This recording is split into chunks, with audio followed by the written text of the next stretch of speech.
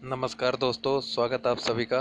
दोस्तों, हमने हरियाणा पुलिस और एसएससी के सभी एग्ज़ाम के लिए जो इंडिया जी के और साइंस है, इसकी एक सीरीज़ शुरू की है, जिसमें हम क्या कर रहे हैं, एनटीपीसी में प्रीवियस ईयर के जो पूछे गए क्वेश्चन है वो डिस्कस कर रहे हैं।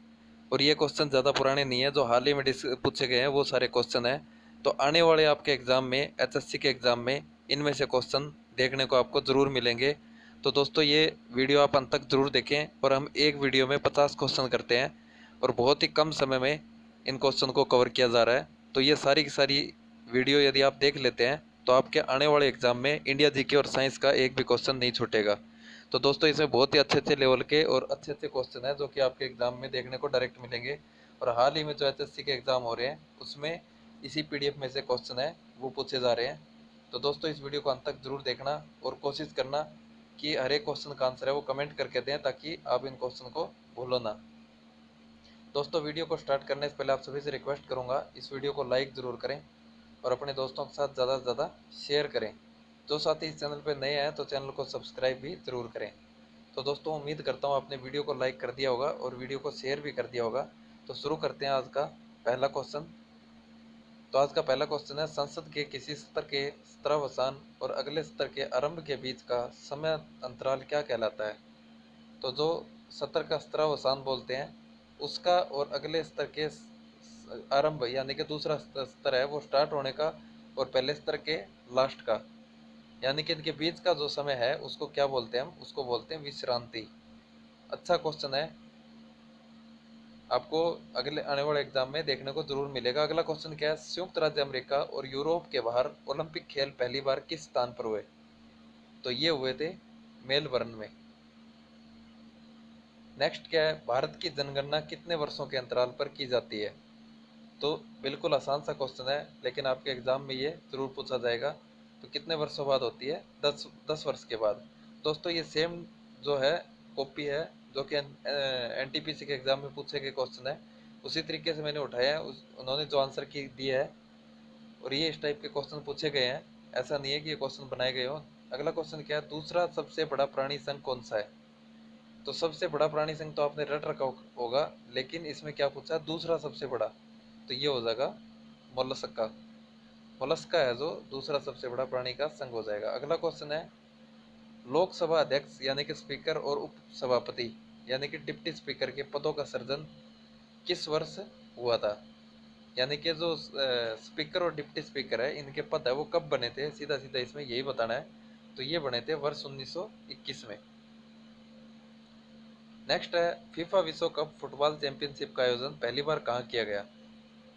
तो फीफा विश्व कप फुटबॉल चैंपियनशिप का पहला आयोजन है वो किया गया था मोंटेवीडियो में।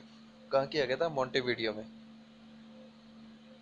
अगला क्वेश्चन है, नाइट्रिल और ईस्टर के अपचयन द्वारा एल्डिहाइड उत्पादन किस अभिक्रिया द्वारा किया जाता है?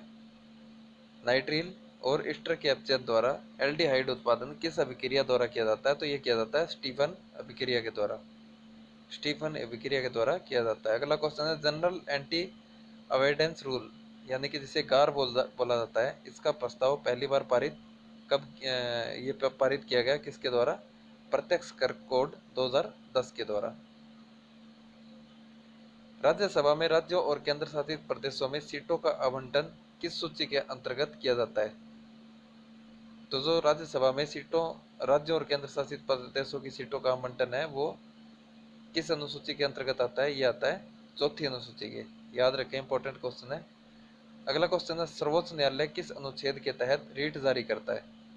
तो यदि रीट की बात आए तो वो जारी की जाती है अनुच्छेद 32 के तहत। सर्वोच्च न्यायालय है वो रीट कब जारी करता है? अनुच्छेद 32 के तहत। अगला क्वेश्चन है, मोनाजाइट मिट्टी में कौन सा खनिज प्रचुर मात्रा में पाया जाता है? तो जो मोनाजाइट मिट्टी है उसमें थोरियम होता है वो प्रचुर मात्रा में पाया जाता है। क्या पाया जाता है? थोरियम। अगला क्वेश्चन है, जूडो के खेल में डैन का क्या अर्थ है? तो जूडो के खेल में डैन का अर्थ है मालिक। क्या अर्थ है डैन का? मालिक। जूडो के खेल में डैन का अर्थ है मालिक। विक्टोरिया झील निम्नलिखित में से किस महाद्वीप में स्थित है? आपसे पूछा गया है विक्टोरिया झील है वो किस महाद्वीप में स्थित है? तो वो है अफ्रीका में। शब्द डेड बॉल निम्नलिखित में से किस खेल से संबंधित है? तो जो डेड बॉल है वो है संबंधित क्रिकेट से। क्रिस्टल जालक में बिंदु दोष फ्रैंकल दोष का एक प्रकार है और इसे किस नाम से जाना जाता है? तो इसे जाना जाता है विस्थापक दोष के नाम से। क्रिस्टल जालक में बिंदु दोष फ्रैंकल दोष का एक प्रकार है, यानी कि बिंदु दोष या फ्रैंकल दोष का जो प्रकार है बिंदु दोष, उसे विस्थापन दोष के नाम से भी जाना जाता है। अगला क्वेश्चन है, विसर्पी नदी यानी कि लगातार अपना मार्ग बदलने वाली नदी के बहाव क्षेत्र में आने वाले क्षेत्र बाद में किस रूप में विकसित होते हैं? तो ये होते हैं आक्सबो झील में। आक्सबो झील में विकसित हो जाते हैं। अगला क्वेश्चन है, यूरोप की सबसे लंबी नदी का नाम बताना आपको।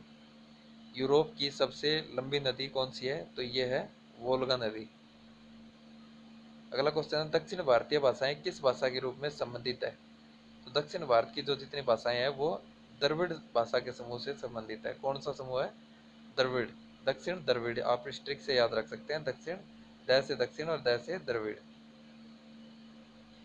अगला क्वेश्चन है, विनोबा भावे द्वारा शुरू किए गए भूदान ग्रामोद्धार आंदोलन को किस नाम से जाना जाता है? तो पहली बात तो याद रखें, भूदान आंदोलन है ये किसने शुरू किया? विनोबा भावे ने। और ये किस नाम से जाना जाता है? ये जाता है रक्त रहित क्रांति, रक्त रहित क्रांति के नाम से जाना जाता है। अगला क्वेश्चन है, दक्षिण अफ्रीका के खुले हुए विस्तृत क्षेत्र क्या कहलाते हैं? तो दक्षिण अफ्रीका के जो खुले हुए विस्तृत क्षेत्र है वो कहलाते हैं वेल्डस के नाम से। क्या कहलाते हैं? वेल्डस। वेग में हुए परिवर्तन को समय अंतराल से विभाजित करने पर प्राप्त परिवर्तन क्या कहलाता है? तो वो कहलाता है औसत त्वरण। तो वेग में हुए परिवर्तन को समय अंतराल के से विभाजित करने पर प्राप्त परिवर्तन है वो क्या कहलाता है? वो कहलाता है त्वरण, औसत त्वरण। भक्ति आंदोलन में शैव संप्रदाय को क्या कहा जाता था? तो जो भक्ति आंदोलन हुआ था उसमें शैव संपादक है जो संप्रदाय है उसको बोला जाता था नायनार। प्रसिद्ध पुस्तक किताब उल हिंद की रचना किसने की? देखो ये क्वेश्चन भी एचएससी बार बार पूछती रहती है और ये एनटीपीसी में पूछा गया है। तो अल-बरूनी, किताब उल हिंद है, इसकी रचना की थी अल-बरूनी ने। और जो हरियाणा में ब्रह्म सरोवर है इसमें इसका वर्णन कहाँ मिलता है? किताब उल हिंद में मिलता है। निम्न में से कौन सा देश इबेरिया प्रायद्वीप का एक अंग है? तो इबेरिया प्रायद्वीप का एक अंग कौन सा है? यह है स्पेन। उपभोक्ता मूल्य सूचकांक किसके द्वारा जारी किया जाता है? तो उपभोक्ता मूल्य सूचकांक है वो किया जाता है केंद्रीय सांख्यिकी कार्यालय के द्वारा। किसके द्वारा? केंद्रीय सांख्यिकी कार्यालय के द्वारा। अगला क्वेश्चन है, निम्न में से कौन सा उपकरण पास्कल के नियम पर आधारित है?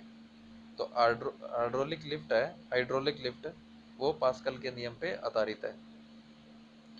अगला क्वेश्चन है, सैनिक कानून भारतीय संविधान के किस अनुच्छेद के अंतर्गत संरक्षित है? तो जो सैनिक कानून है वो अनुच्छेद 34 के अंतर्गत संरक्षित है।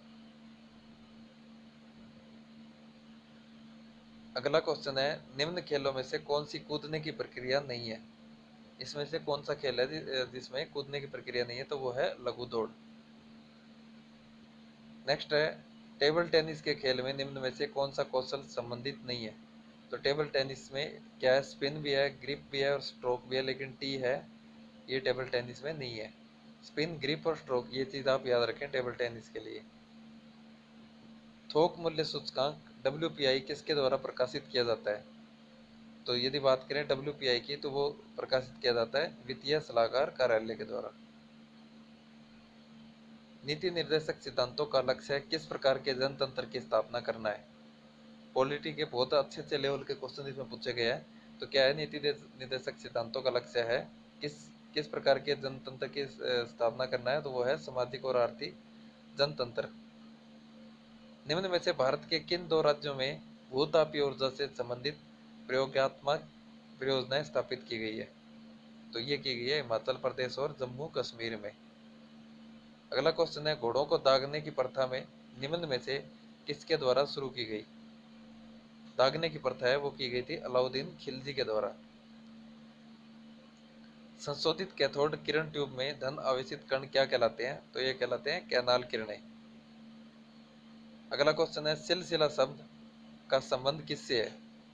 तो ये है सूफी संप्रदाय से, सिलसिला संबंध है वो किससे है, सूफी संप्रदाय से। गोलाकार सेल के भीतर किसी कण पर लगने वाला गुरुत्वाकर्षण बल क्या कहलाता है, तो वो कहलाता है शून्य। गोलाकार सेल है उसके अंदर जो गुरुत्वीय बल लगता है उसे हम शून्य कहते हैं। अगला क्वेश्चन है, तने अथवा शाखाओं पर पत्तियों की व्यवस्था कहलाती है, तो ये क्या कहलाती है पत्तियों की व्यवस्था, फाइलोटैक्सी। तने पर या शाखाओं पर जो पत्तियों की व्यवस्था होती है उसे हम फाइलोटैक्सी के नाम से जान सकते हैं। मद्रास और बॉम्बे का विकेंद्रीकरण किस अधिनियम के द्वारा हुआ, तो मद्रास और बॉम्बे का जो विकेंद्रीकरण है वो हुआ था 1861 के अधिनियम के तहत। अगला क्वेश्चन है, वित्तीय क्षेत्र विकास परिषद यानी कि एफएसडीसी की स्थापना निम्न में से किसको प्रतिस्थापित करने के लिए हुई थी, तो ये हुई थी पूंजी बाजार पर उच्च स्तरीय कमेटी। नेक्स्ट है, करदाताओं पर उनकी सामान्य अनुसार लगने वाले प्रो पुअर यानी कि गरीबी हित में कौन सा है, तो वो है प्रगतिशील कराधान। नेक्स्ट है, निम्न में से किस त्योहार को रंगों का त्योहार कहा जाता है, बिल्कुल आसान सा क्वेश्चन है, रंगों का त्योहार किसे कहा जाता है, होली को। अगला क्वेश्चन है, राष्ट्रीय महिला आयोग की स्थापना किस वर्ष हुई, तो ये हुई थी 1992 में। महिला आयोग की स्थापना हुई थी 1992 में। अगला क्वेश्चन है, निम्न में से किस नृत्य शैली को पुरव की गाथा के रूप में जाना जाता है, तो एक नृत्य शैली है कथकली, जिसको पुरव की गाथा के नाम से जाना जाता है। अगला क्वेश्चन है, गोम्बे अट्टा की पारंपरिक कठपुतलियों का संबंध किस राज्य से है, तो यह है कर्नाटक से। बाल श्रम रोकथाम अधिनियम 2016 के अनुसार किस आयु वर्ग तक के बच्चों के लिए श्रम पूर्णतः प्रतिबंधित है, तो वो है 14 साल। ये तो आसान सा क्वेश्चन आपको पता होगा, 14 साल से ज़्यादा के बच्चे को श्रम यानी कि मजदूरी नहीं करवा सकते। अगला क्वेश्चन है, मानव शरीर में पाया जाने वाला कौन सा ऊतक सबसे कठोर और अस्थिम ऊतक कहलाता है, तो अस्थि यानी कि जो हमारी हड्डी होती है यह सबसे कठोर और अस्थिम ऊतक कहलाता है। द्वितीय पिछड़ी जाति आयोग की अध्यक्षता किसने की थी, तो बीपी मंडल ने इसकी अध्यक्षता की थी। कौन सी, दूसरे नंबर की जो पिछड़ी प्रजाति है, प्रजाति का आयोग है उसकी। अगला क्वेश्चन है, निम्न में से किस राज्य में स्थायी जंगल सर्वाधिक संख्या में है, तो पूरे भारत में मध्य प्रदेश एक ऐसा राज्य है जहाँ पे स्थायी जंगल है वो सबसे ज़्यादा है, मध्य प्रदेश, आप याद रखें। अगला क्वेश्चन है, बहमनी राज्य किसके शासन के तहत सर्वाधिक शक्तिशाली था, तो वो था महमूद गजनवी के।